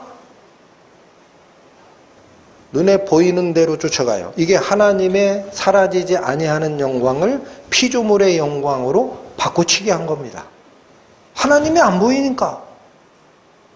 그리고 하나님의 진리를 거짓 것으로 바꿔치기 했다. 뭐죠? 그 다음에 이제 이게 선택의 기로에 서 있어요, 이 여자가. 그런데 뱀은 뭐라 그랬어요? 하나님이 이거 따먹지 말라 하더냐? 여자가 뭐예요? 따먹지 말라 그랬는데 정확한 답은 잘 못해요. 죽을까 하노라. 뱀이 뭐라 그랬어요? 안 죽어 그랬죠. 반대야, 반대. 안 죽어. 결코 죽지 아니하리라. 반대. 오히려 너희의 눈이 밝아 하나님처럼 선악을 알게 될까? 하나님이 너희를 시기해서 못 먹게 한 거야. 이 말이 딱 들을 때 자기가 눈으로 바라보고 하나님의 진실된 금지 명령과 뱀의 꾀임 사이에서 헷갈리다가 어느 게 진짜인 줄 알고 취해요. 뱀 말이 맞구나. 이게 하나님의 진리를 뭐로 바꿔치기 한 거예요? 거짓 것으로 바꿔치기 한 겁니다. 그래서 뱀을 뭐라고 그래요? 거짓의 압이라고 하잖아. 사탄, 거짓의 압이 하나님이, 그죠? 그걸 취했다라는 거예요. 그리고 나서 어떻게 해요? 먹지 마라라는 하나님의 금령을 역으로 바꿉니다. 역으로. 먹어도 되는구나. 예, 여러분, 이게 에덴 동산에서 있었던 여자의 타락 과정을 사도 바울이 얘기하는 거예요. 하나님의 썩어지지 아니하는 영광을 썩어질 물질 세계에 있는 나무의 영광을 보고 이게 하나님 거구나라고 생각한 거. 그 다음 하나님의 진리의 말씀이 틀릴 것 같아. 뱀 말을 들으니까 그게 더 맞을 것 같아. 우리가 하나님처럼 눈이 밝아질까 봐 하나님이 못 먹게 한 거 그게 맞는 것 같아. 보니까 지혜롭게 하게 보이거든. 그래서 누구를 쫓아요? 거짓말을 쫓아요. 그리고 실제로 하나님이 하지 말아라는 행동을 하죠. 행동도 나가죠. 세계 바꿔친 거 보입니까? 그때는 그나마 나았어요. 여러분, 그때는 타락하기 전이야. 사도 바울이 가져오는 게 있어요. 이 죄상, 타락이 뭐냐라는 얘기를 하는데 어느 걸 가져온 거냐? 출애굽기 32장을 가져온 겁니다. 출애굽기 32장이 뭐냐? 모세가 하나님의 말씀을 받으러 단독으로 시내산 정상에 올라가서 40일간이 안 내려왔어요. 여러분 요즘에 우리 출애굽기 공부하니까 다 알죠? 자, 여기 다시 보세요. 처음에 하나님께서 시내산에 내려오셔가지고 모든 백성에게 십계명은 하나님의 육성으로 다 알려줬습니다. 다 듣게 했어요. 그러니까 더 이상 못 듣겠다. 너무 무섭다. 백성들이 하나님께서 직접 얘기하지 말게 하세요, 모세. 당신이 가서 듣고 전하면 우리가 그대로 따를 테니까 하나님한테 직접 얘기하지 말게 하라. 우리 죽을 것 같아. 그래서 하나님 오케이. 백성 말도 맞은 것 같다. 그럼 네가 올라와라. 해가지고 하나님을 섬기는 방법을 40일을 가르쳐 주느라 먹을 것도 없고 암벽투성인 그 시내산 정상에서 40일이 있으니까 밑에 사람들은 어떻게 생각했어요? 모세 죽었다. 생각해봐. 여기 먹을 거 없는 산이야. 40일을 지금 안 내려오지? 죽었어. 이게 뭐예요? 눈에 보이는 대로 판단한 거예요. 영원하신 하나님의 능력을 눈에 보이는 대로 판단한 겁니다. 그래서 뭘 요구해요? 아론에게 우리를 인도할 신을 만들라. 눈에 보이는 거 확실히 하나 만들자. 그랬더니 아론이 그대로 하죠. 그리고 아론의 입에서 나가는 말이 기가 막힌 말이 나갑니다. 뭐라고 나가요? 만들어 놓고 황금 송아지를 만들어 놓고 이는 너희를 애굽에서 인도하여 낸 너희 신이라. 하나님의 진리를 거짓으로 바꿔버렸네. 그죠? 그리고 백성이 어떤 행동을 해요? 순리로 쓸 것을 영리로 썼다라는 게 행동이 직접 나가는 겁니다. 어떤 행동을 해요? 먹고 마시고 뛰어노릅니다. 여러분 이게 뭐예요? 먹고 마시는 게 중요하고 내가 느끼는 즐거움이 중요한 인생이 됐다라는 거예요. 하나님이 잃어버렸다. 여러분 이 경고가 우리를 향한 경고입니다. 우리를 향한. 지금 먹는 문제 때문에 먹고 마시고 내 인생을 그나마 조금 여유 있게 잘 살자. 나도 좀 누리고 살자. 라는 마음이 우리를 이끌어가는 거 아니에요? 먹고 마시고 일어나 뛰논다. 이게 무슨 말이에요? 하나님이 잃어버렸다는 거예요. 내 my way, 내 인생이 목적이 된 거예요. 놀랄 사건이었습니다. 바로 엊그제 시내산 정상에 강림하신 하나님의 말씀을 들었던 백성입니다. 바로 엊그제. 하나님이 그 음성이 너무 무서워가지고 하나님 직접 얘기하지 말게 하십시오. 모세 당신이 가서 듣고 전하면 우리가 그대로 쫓겠습니다. 라고 약속해서 모세 올라간 거 아니에요? 그럼 모세가 하나님 말씀을 올라갈 때 우리가 생각하는 것보다 늦게 내려온다. 40일간 아직 안 내려온다. 그래서 죽었다. 하나님 사라졌다. 그렇게 생각합니까? 기다려야지.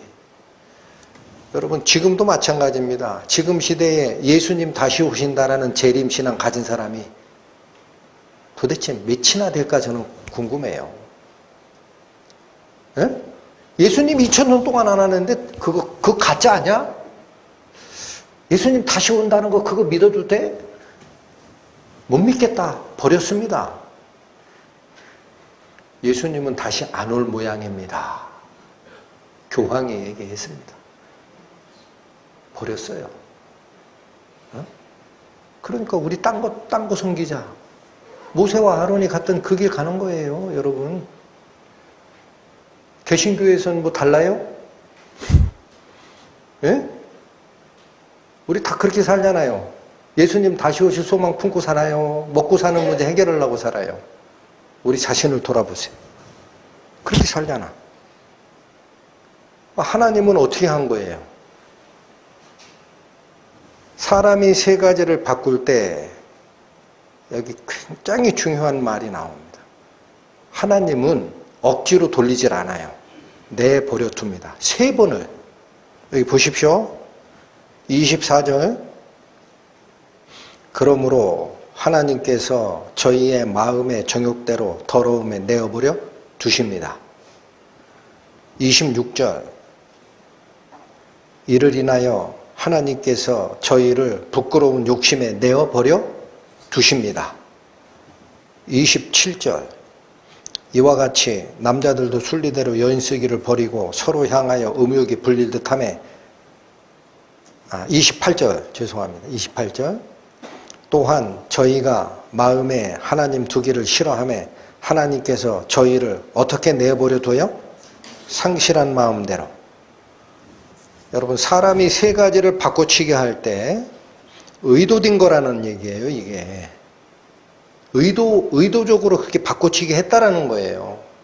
네? 하와가 뱀의 말을 더 믿고 하나님 말씀 틀리지 하고 의도적으로 쫓아갔듯이 의도적으로 하나님의 육성을 엊그제 들었던 이스라엘 백성들이 하나님 죽었다 하고 의도적으로 우상 만들고 우리 신을 만들어라 라고 했듯이 이건 우발적인 게 아니에요. 의도적인 거예요. 그러한 의도적 선택이 끝난 사람에게 하나님은 억지로 그 사람들 마음을 바꾸지 않습니다. 내버려 둡니다. 세 번이나. 그게 같은 얘기예요. 24절은 어떻게 내버려 뒀다? 마음의 정욕대로. 여기 정욕이라고 표현된 이것은 강한 원함입니다. 원함. 그들이 원하는 대로예요. 그들이 원하는 대로 내버려 뒀다. 근데 이 원하는 게 26절에 가니까 뭐냐? 부끄러운 욕심이었다라는 거예요. 정상적인 원함이 아니라 죄를 짓기 위한 부끄러운 욕심이 작동된 거지만 하나님은 내버려 뒀다라는 거예요. 28절에 가니까 이 부끄러운 욕심은 왜 나왔다라고 하느냐? 상실한 마음 때문에 나온 결과라는 거예요. 상실한 마음이 뭐죠? 잃어버린 마음. 뭐를 잃어버렸다라는 거죠? 아까 위에 생각이 허망하여지고 라는 것과 맥이 연결된 겁니다. 생각 속에 하나님을 품어야 될 인간이 내용물이 쏙 빠지고 겉껍데기만 남았다 그랬어요. 저 속에 있는 마음도 하나님의 빛을 담아야 하는데 빛이 사라지고 어둠 속에 처한 게 됐다. 이게 뭐냐? 상실된 마음, 잃어버린 마음. 근데 헬라어 원문의 의미는 이거는 시험에 낙방한이라는 뜻입니다. 여러분, 시험에 낙방한 마음이에요.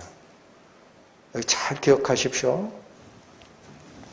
저런 사람은 자기 이기적으로 사는데 나는 그래도 하나님의 뜻을 이해했기 때문에 가난한 사람 도와주고 옆에 사람 살피고 산다라고 하는 거 있죠. 그 행위만 가지면 낙방된 답안을 그럴듯하게 하나님 앞에 포장하려고 하는 행위임을 기억하셔야 됩니다. 그거 가지고 안 돼요. 그거 아직 뭐로 이해하는 거죠? 아까 제가 1800년대에 사셨던 존 헨리 뉴먼이 얘기한 우리 인간이 잘못됐기 때문에 개선하면 돼 라고 생각하는 거예요. 근데 이분이 뭘 거부했어요? 우리 인간은 단순히 개선되어야 할 피조물이 아니다. 그럼 뭐냐? 손에 든 무기를, 반역의 무기를 내려놓아야 할 반역자들이다. 하나님께 가려면 그거 완전히 뒤집어야 됩니다. 내가 하나님 버렸습니다 라는 말을 해야 돼요. 내가 하나님 버렸습니다. 자기 행동이 얼마나 죄가 있고 없고를 따지기 전에 내가 하나님 버렸습니다. 먹고 마시고 뛰어노는 일에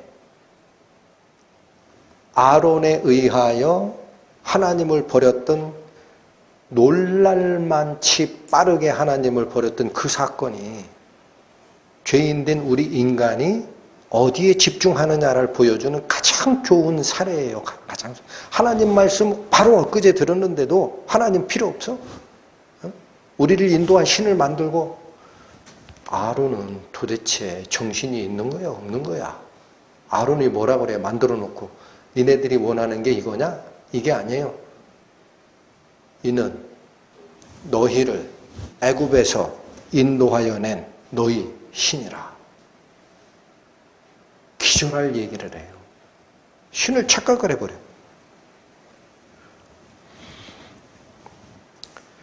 여러분, 사람이 타락하면 그래서 여기 하나님이 얘기하는 거 집중하십시오. 24절 그들이 원하는 대로 내버려 두고 그들이 원하는 것은 부끄러운 욕심이었고 결국 28절 그들이 하나님을 잃어버린 빈 마음, 잃어버린 마음, 상실된 마음, 실패한 요소만 가지고 쫓아가는 그 마음을 하나님이 돌이키려 하지 않고 네 선택은 네가 책임져라 하고 유기했다라는 거예요. 이게 유기.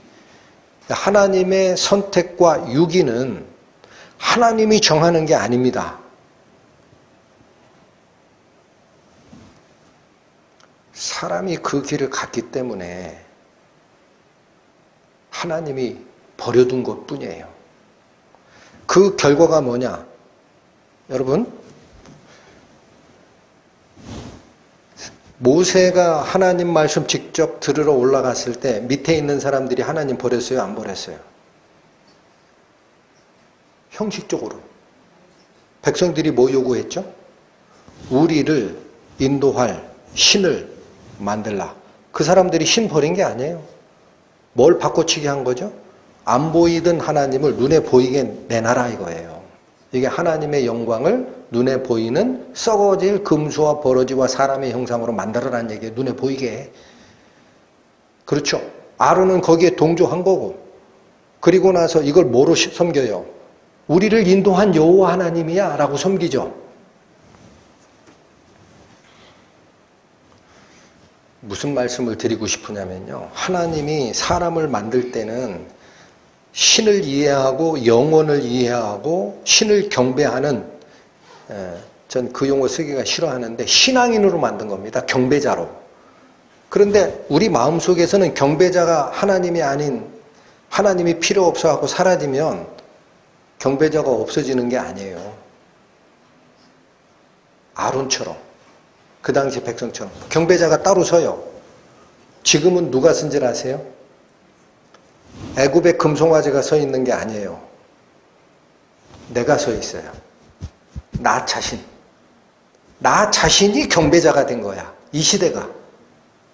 여러분, 디모데 후서 봅니다. 신약성경 345페이지 펴보십시오. 디모데 후서 3장 1절부터 봅니다. 내가 이것을 알라. 말세에 고통하는 때가 이르리니, 이거 복음 집회 때 설명드렸습니다. 고통하는 때가 아니라 위협받는 때라는 거예요. 위협받는 때. 위험한 때. 말세에 위험한 때가 이르리라. 사람들은 누구를 사랑해요? 자기를 사랑합니다. 이게 경배입니다. 자기가 신이 됐어요. 에덴 동산에서 선악과 따먹고 나서 이거를 먹으면 너희가 하나님처럼 스스로 선악을 판단하는 자가 되라는 대로 자기가 신의 자리에 올라간 겁니다. 자기를 사랑하며 돈을 사랑합니다. 왜 그래요? 쾌락도 칠라니까. 그래서 밑에 내려가니까 무슨 말씀 나오죠?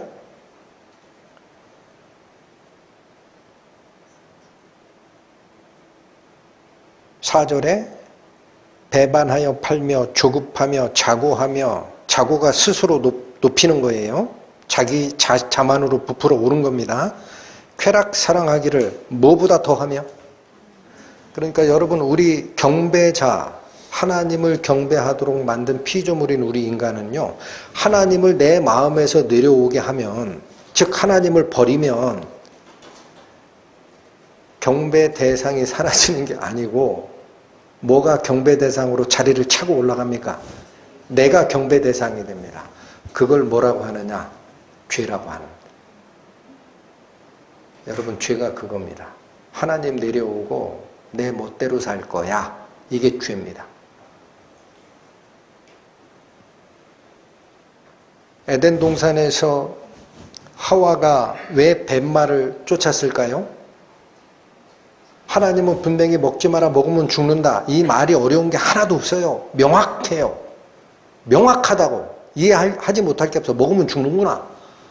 근데 뱀은 뭐라고 그래요? 정반대로 얘기하죠. 안 죽어. 근데 왜 하나님이 막은 줄 아냐?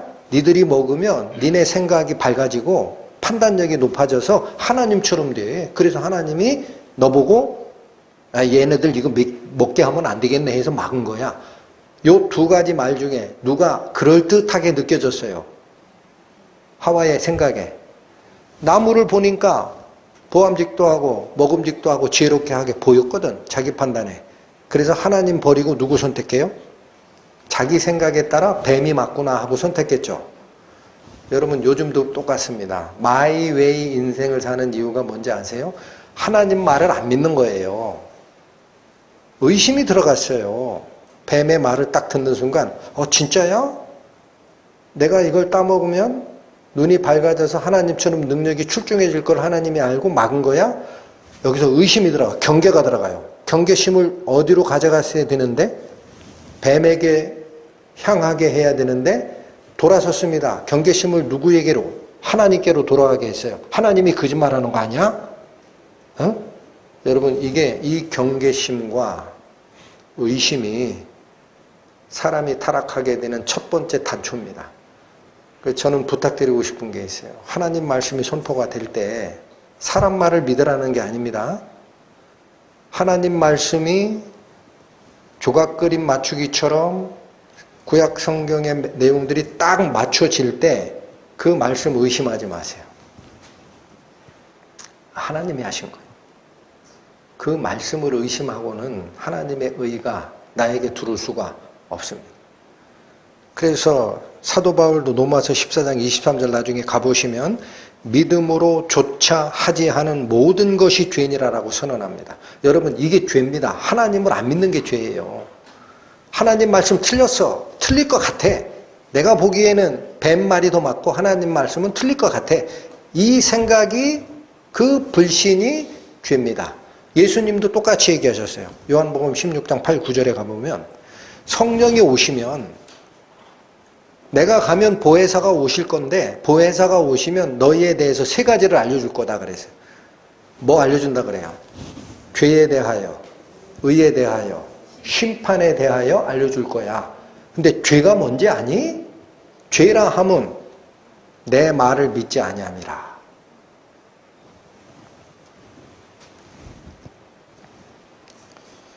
그래서 신앙생활의 요체는요, 내 울타리, 응?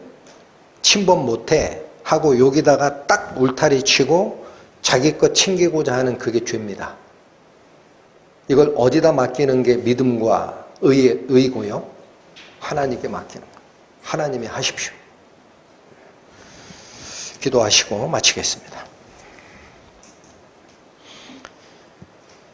하나님 아버지, 오늘은 로마서 1장 하반부에 기록한 하나님을 잃어버린 사람이 마음의 빛을 상실하여 진짜가 아닌 가짜를 바꿔치기 하는 세 가지 형태 살폈습니다. 이게 곧 하나님으로부터 떨어진 것, 하나님으로부터 떨어진 타락, 곧 저희가 어둠 속에서 헤매기 시작하는 죄의 출발점임을 들었습니다. 부디 하나님께서 주시고자 하는 은혜와 완전한 축복의 그 말씀, 저희 마음에 들릴 때마다 결코 놓치지 아니하고 그 말씀 붙들고 쫓아가는 은혜 있기 원하오니